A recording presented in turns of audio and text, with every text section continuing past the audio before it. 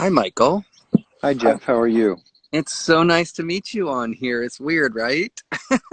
Definitely. It's the new normal. We all have to get used to this. I've been mentally preparing to put my face on Instagram before this happened, so I'm glad I got practice. Is the light on my face too weird or it's okay? No, it's fine. Okay. It's Um, like a Hunchback of Notre Dame shading. there you go. I'm in the sunshine, which is great. Looks like you are too. So hmm let's start. Introduce yourself and how you got to be the winemaker at Opus One.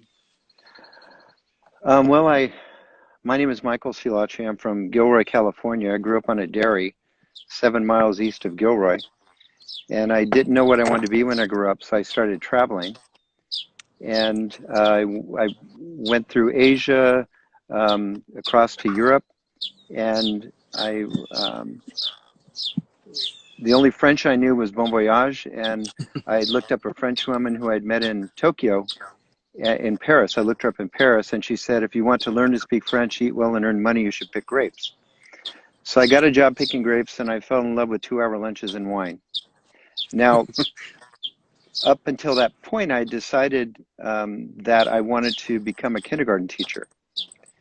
And because I saw so many children in the third world, and I thought, you could really affect someone's life at that age, have a very positive impact with no resistance. Um, so I gave that up for viticulture and winemaking, but I actually am at times a kindergarten teacher. And In the restaurant business, I feel like that as well very often. yeah, so my first job, well, I did an internship with Denis de Bourdieu in He's France. so great. Yeah, and then my first job in California was I actually had 4 jobs at 4 different positions at uh, Beaulieu Vineyard. The first was half enologist, half viticulturist. Then I was production manager, and then I was viticulturist for Beaulieu, Christian Brothers, Inglenook, and Quail Ridge. Wow. And that was a job that was amazing because we had about 4,000 acres total, Wow. whether it was company owned, leased, or with growers. Mm-hmm. And so that was about 25% of the acreage in Napa Valley. And I learned a very valuable lesson because I had no administrative assistant. And so the lesson I learned was how to convince other people that it was in their best interest to help me do something. That's a good lesson to And, know. and I became very good at it and Wow. remain. Uh, it's, I guess, in a negative way, it's a form of manipulation, but in a positive way, it's a good form of delegation and sharing the responsibility. Yeah, selling the task at hand. Yes. Then I went to work. My last job at Beaulieu was I was on the winemaking team, and because Hugh Blind had sold Christian Brothers, um, and we still had Quail Ridge and Inglenook, but we were all at Beaulieu, the winery. And then I went up to King Estate. That was my first pure winemaking job. I say pure, but I was also a viticulturist there as well. We started a nursery. And then I went to work with Warren Winiarski at Stag's Leap Wine Cellars, Okay. which is perhaps that's where I learned that what it was like to be a dog, in the sense that I was there for 6 years, but it seemed like 18 to 24. So dog years. And then I came here. I interviewed. I've had every time I have interviewed for a job, it's been a very lengthy experience. Mm-hmm. With Warren, I had 10 interviews. The shortest was 2 hours. The longest was 4. 2 take-home assignments. One was take this bottle of Cask 23, this bottle of Reserve Chardonnay, and this bottle of Sauvignon Blanc, and write a report on what you would have done differently during the growing season, Oh, wow. harvest, aging, blending to have made the wines better. So that was a good one. That's And then at Opus One, I interviewed from June of 2000 until January of 2001. wow. So And I did open my bottle of 2010. Is that the 2010? So Yep. France said to ask you about that because she said you were very proud of that. What can you explain that to me? Yeah, I proud of it. I think it's more that it's my favorite Okay. because it was like being the season was like being in an Aikido match with Mother Nature, Okay. trying to take her energy and transform it into something positive. Trying to stay in the center with a sense of focus, a sense of focus, and not like every living thing at Opus One, whether it's a grapevine or a human being, you have to have a sense of focus. And if you give human beings too little work to do and grapevines too much water, they drift to a sense of leisure or laziness. And if you give grapevines too little water and stress them too much, or people too much work, they go and drift into a sense of anxiety. And we want people to stay in that sense of focus. And that's the way it was in 10. We started out with a very wet year. During the springtime, it was still raining. We had lots of growth, and the soils had plenty of water. Mm-hmm. So we decided to leave not 16 to 18 leaves at our first hedging, but 18 to 20 plus. Oh, So wow. we'd have the leaves evapotranspiring and pulling water out of the soil. And then at the end of June, we had a forecast for a little heat spell, 2 or 3 days. Nothing too harsh, but the question was because gravity and the root system, of course, deplete the water from the upper horizon first. Mm-hmm. So the question was, do we remove some of the demand by hedging?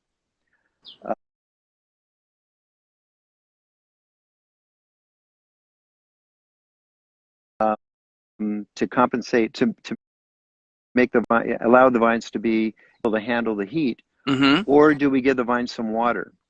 And I wanted those leaves on the vines because it was going to be forecasted to be a cool July and August. And so we gave the vines a little bit of water, and then we progressively hedged. And then I think it was around the 8th or 10th of August, we saw that not everyone, but a significant number of people were stripping leaves in the cluster zone to combat botrytis or mildew. And that allowed airflow and exposure to the sun. And we decided that we wouldn't do that. And it was just based on a feeling I had, a hunch, that we were going to have a heat spell in August. Oh, And I wow. remember I think you met David Pearson, our CEO. I went to see David and I said, hey, I have this hunch, this feeling, and I just want you to be aware of it. And it happened. August 25th, we had a horrible heat spell. Wow. Following week, we had another horrible heat spell. And then we had a little bit of a heat spell in September after we started harvest. But we went out and we started tasting the fruit to see how it was progressing, because we Yep. make all the harvest decisions based on taste. And we were 2.5 to 3 weeks before we projected harvest to start. Mm-hmm. It was the middle of September, and we Wow. thought we'd start on the 5th of October based on 5-year averages, and the fruit tasted amazing. Mm-hmm. And it confused me, and so I asked Natalie Giray, who's our Buckland, now her last name's Buckland, if she could give me temperature data, and we looked, and the temperatures, even though it was cool, they were all in that zone of optimum photosynthesis. So the fruit didn't stop ripening. Actually, when it gets hot, it closes down. Vines are like people. When it Mm-hmm. gets too hot, they take a nap too. And so they were in that optimum temperature zone of photosynthesis, and the fruit was ready. So we started picking early that year, and I just loved the wine. And I don't. At first, I thought maybe I'm too close to it Mm-hmm. because it was, we were right there with it. And then as time passed, I just saw it was just an amazing wine. Not everyone's favorite, but I love it. Michael, France gave me 3 exclamation points that I should be drinking with you. So can you turn the camera around and show the vineyards while I go grab the bottle? Sure. I'll be right back. Okay. So I have to do it. There we go. So, ladies and gentlemen, this is Opus One, the winery. You can see in the distance. I am at, right, sitting next to the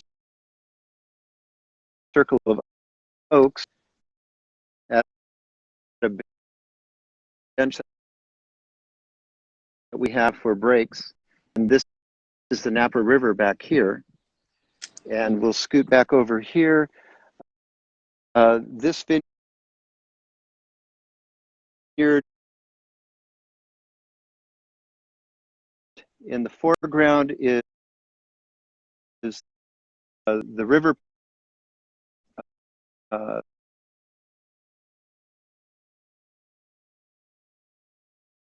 the river parcel, because it's adjacent to Opus One, the river. Sorry, it's adjacent to Napa River, and it's across the highway from. And there's my golf cart.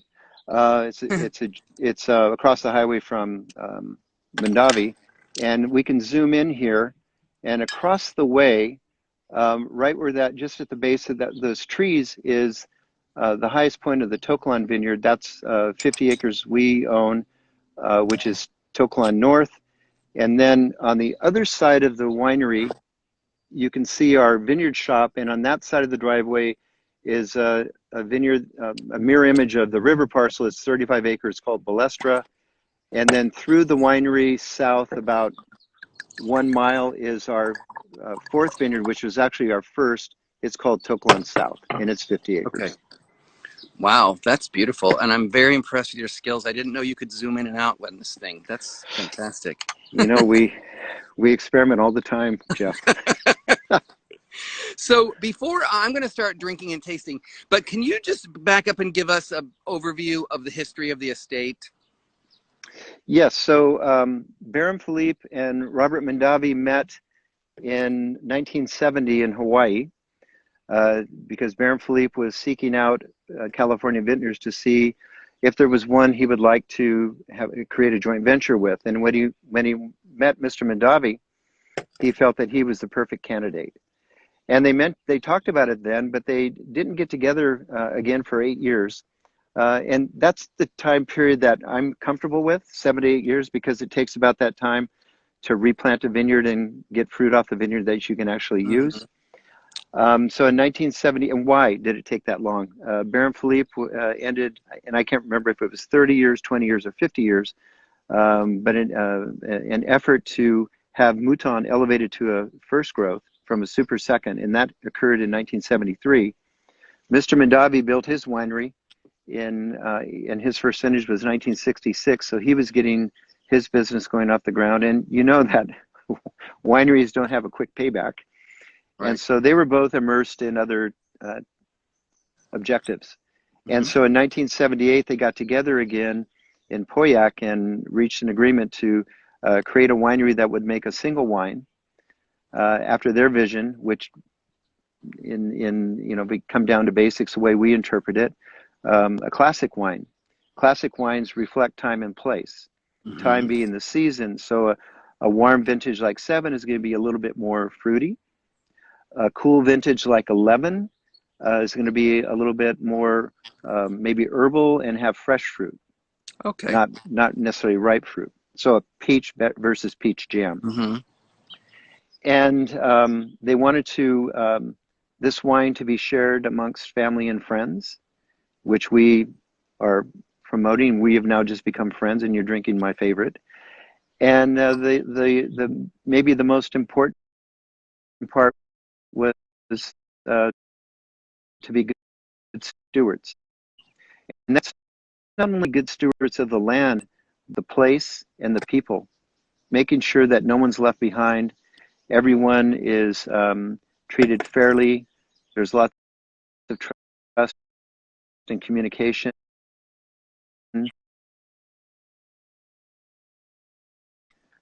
And we all try to have a happy life because we've spent a lot of time together.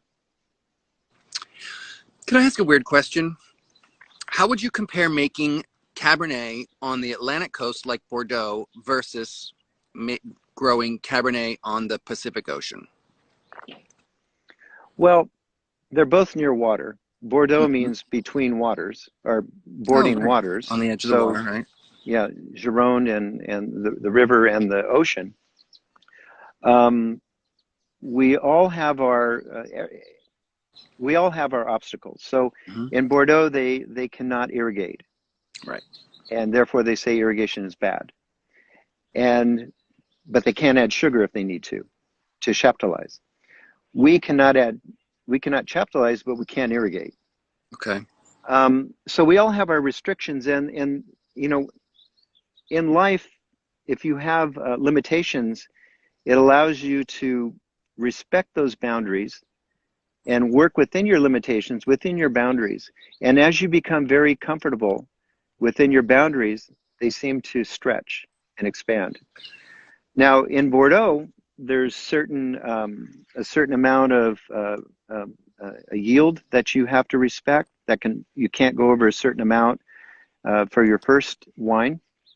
You have to pick within certain windows, a fork of time or range of time.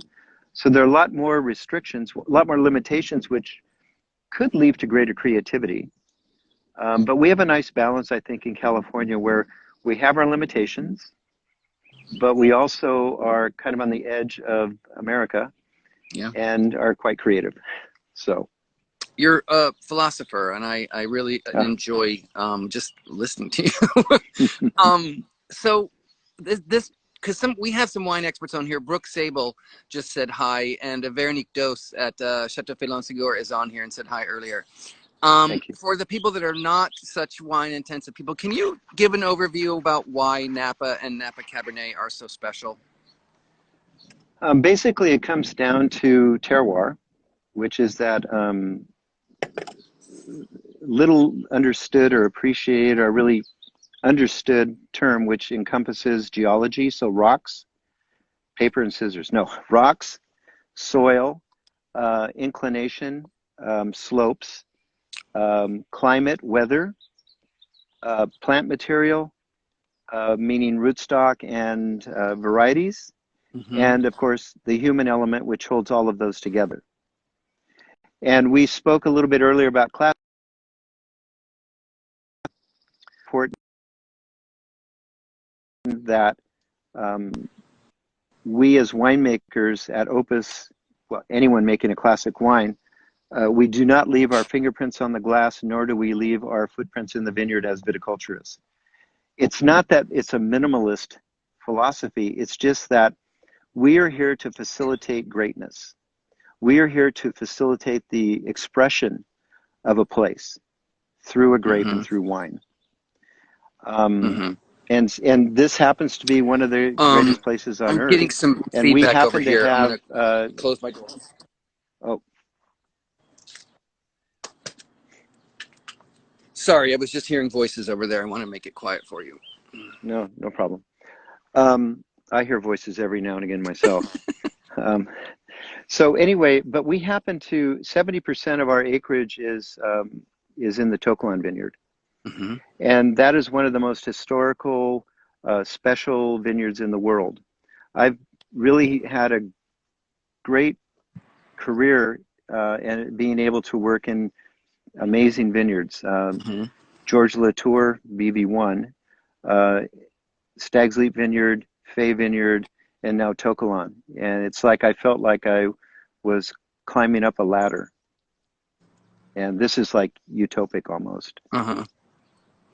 Hi, Nico. I want to, I don't have big Bordeaux glasses. I have a kind of a simple bistro glass because I'm staying with friends in Connecticut. But I'm digging this. So tell me about what we're drinking. So 2010 Opus 1, it's, I think it has a lot of layers, a lot of density. Mm. There's a lot of dark fruit, but then there's some brooding, earthy tones as well. Not Yeah, not Brett-like. That's not what I mean by earthy. I mean like forest floor, for sure. some damp leaves. There's definitely some herbal notes because Hmm. that's Cabernet Sauvignon, and that's going to show through. It should show through when you have Cabernet. And then on the palate, I just think it has such a round, almost satin-like edge to it, Very tannin, much. Yeah. and the texture is very creamy.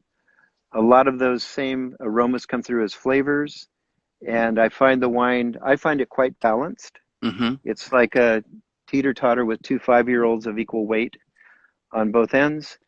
And I think the finish is great because the finish is long, but it's got still has that dark chocolate Yeah. espresso character to it. So that's It my take.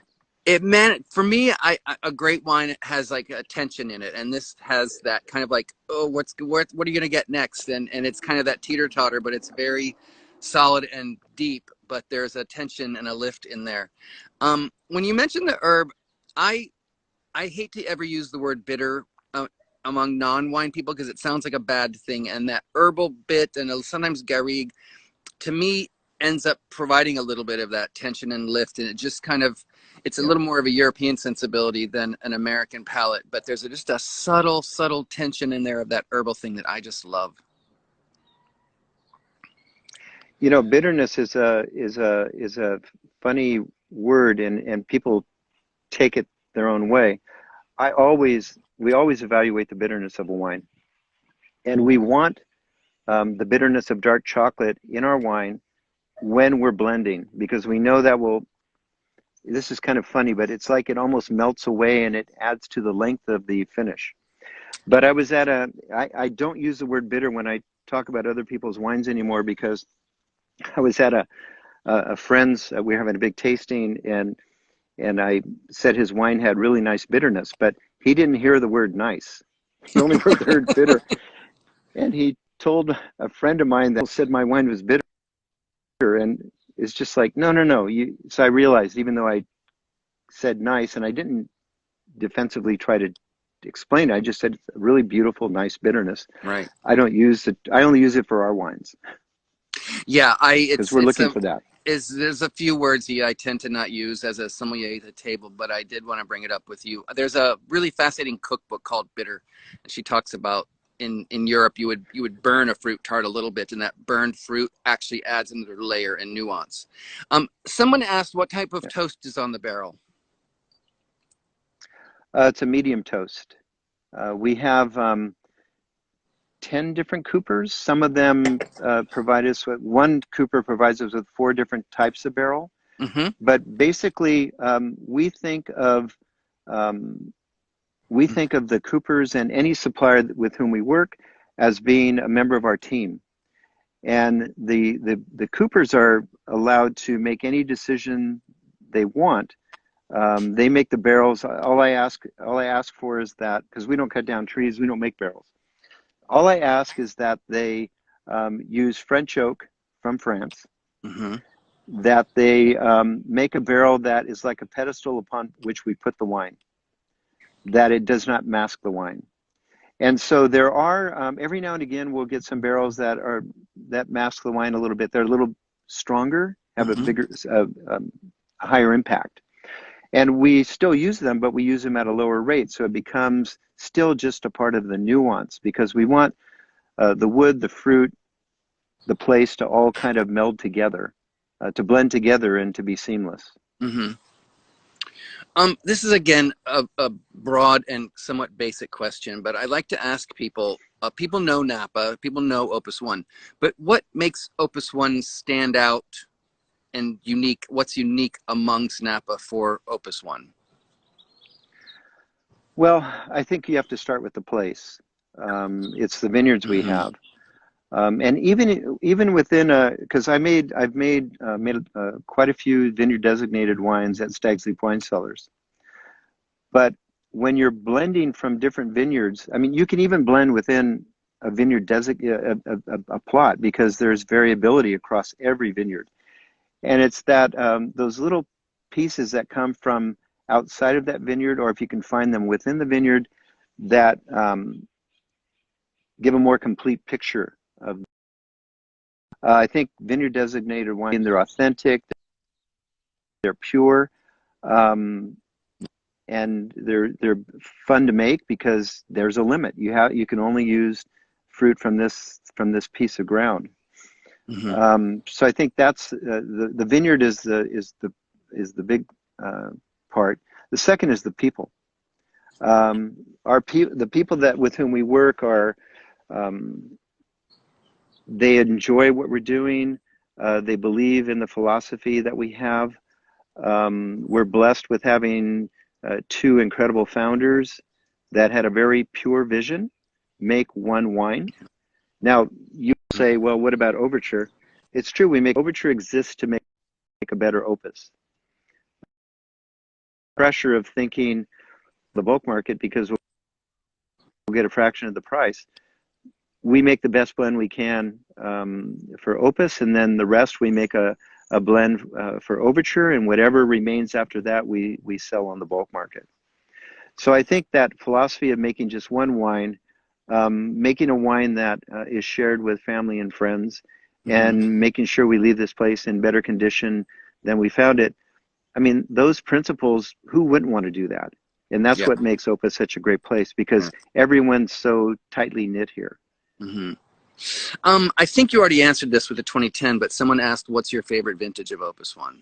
2010. 2010, okay. Yeah. And how is life different out there? I think 18 is going to be 18. Yeah. Sorry, 18 will rival it. Oh, awesome! That's something to look forward to. Yeah. How is life out there as a winemaker and just as a person different in under the quarantine and the corona? Well, we are able to. My whole team, the vineyard crew, the cellar crew, the maintenance, and the custodians are all able to work. Okay. So that's great, but there's an anxiety and tension that comes with that too. But we have safety precautions in place.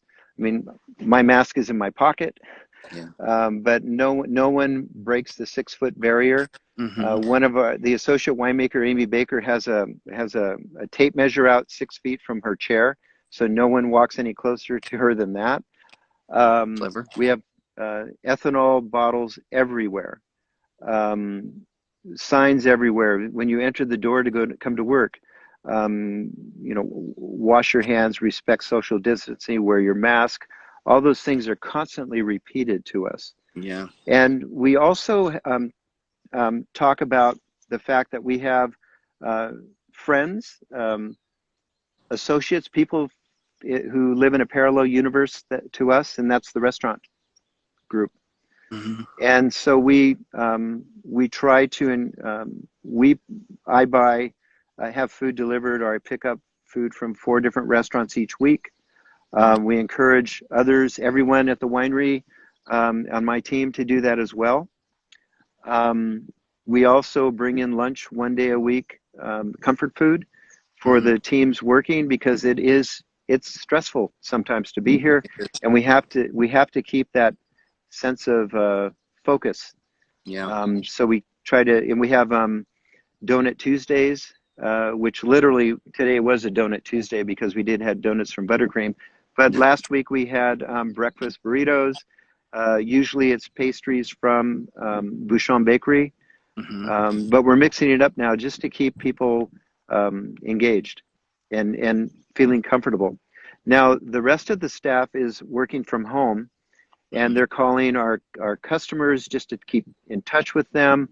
There's lots of interaction going on. I had a tasting this morning with our crew from Bordeaux, and the international crew in Bordeaux.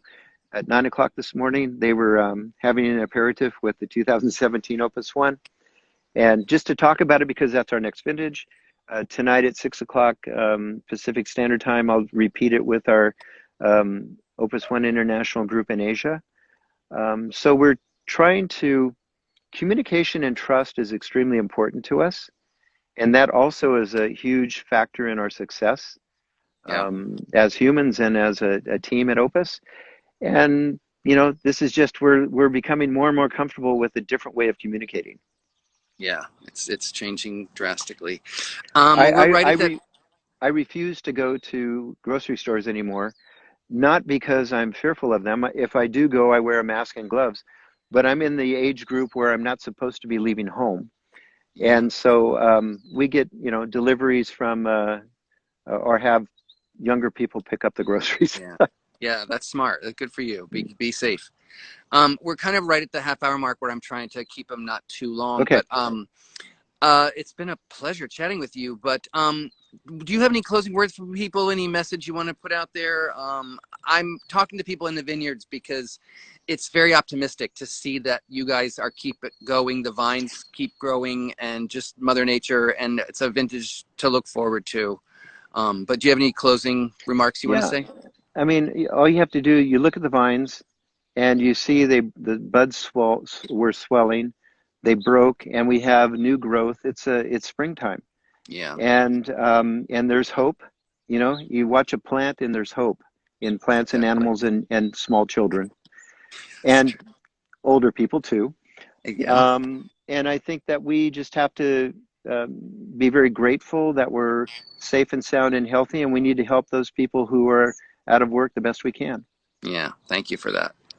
Well, thank you so much for your time. Thank you, France, for making this happen Yeah. and for sending me the wine. It's delicious. I'm gonna really savor it and share it with the rest of the people here. It's been a pleasure to meet you. I look forward to the next time. I hopefully will see you sooner rather than later, either in New York or out there. All right, Jeff. It's a Thank you pleasure. very Take care much. now. Bye bye. You too. Thanks for Bye bye. joining, everybody.